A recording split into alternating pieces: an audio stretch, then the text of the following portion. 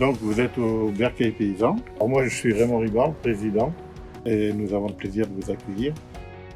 L'association est née le 1er juillet 2017. Elle est rentrée en activité avec les handicapés le 8 juin 2020. Aujourd'hui, elle est forte, presque 200 adhérents et 15 personnes accueillies, l'équivalent de 5 temps plein. Et il y a, pour accueillir ces personnes, 2 éducateurs. Le Bercail, dans ses projets, a d'essayer d'arriver à résoudre tous les problèmes sur son chemin pour arriver à être un sage. Et pour ça, on est à préparer des travaux de ERP dans la maison. Et après, ça pourra nous donner une visibilité par rapport au département, par rapport aux commissions d'agrément.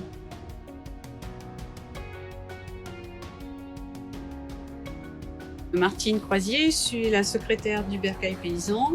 Notre objectif, c'est d'accueillir des personnes, pour le moment à la journée, des personnes en situation de handicap mental.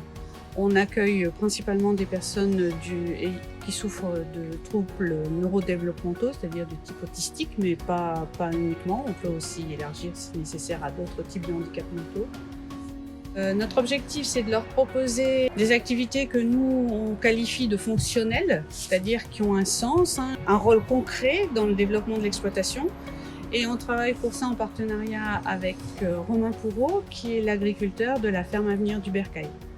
Donc on a établi avec lui un partenariat qui ne fait pas mention d'échanges financiers, c'est uniquement un partenariat que l'on juge gagnant-gagnant, puisque nous on gagne à être au sein de son exploitation pour que les personnes qu'on accueille puissent faire des activités, et lui il gagne notre reconnaissance déjà, mais aussi partager le réseau que nous on peut avoir, on peut réfléchir ensemble à l'aménagement de certains des ateliers, etc.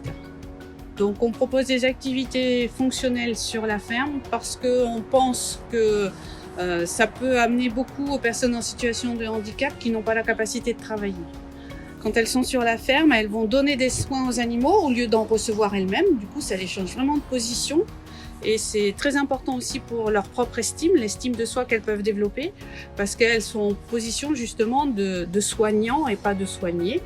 Notre particularité, c'est vraiment de travailler avec une exploitation agricole de production. Ce n'est pas une exploitation pédagogique. C'est une ferme qui est vraiment une exploitation individuelle qui a pour objectif de faire vivre l'agriculteur qui y travaille. Aujourd'hui, dans l'association, c'est les familles qui financent complètement toutes les activités. C'est vrai que tout ce qui est des travaux qu'on a fait dans l'association ont tous été financés par des mécènes qui ont touché par le travail qu'on faisait.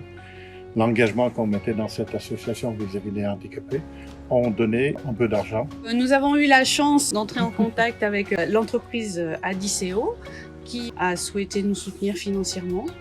Donc on voulait profiter justement de ce temps de parole pour remercier toutes les personnes qui dans l'entreprise ont contribué à ce qu'on puisse avoir ce don.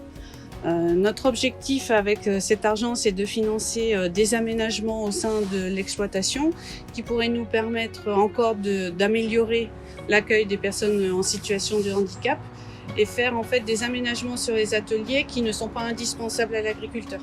C'est vraiment pour aménager l'accueil des personnes que l'on encadre dans le cadre de l'association.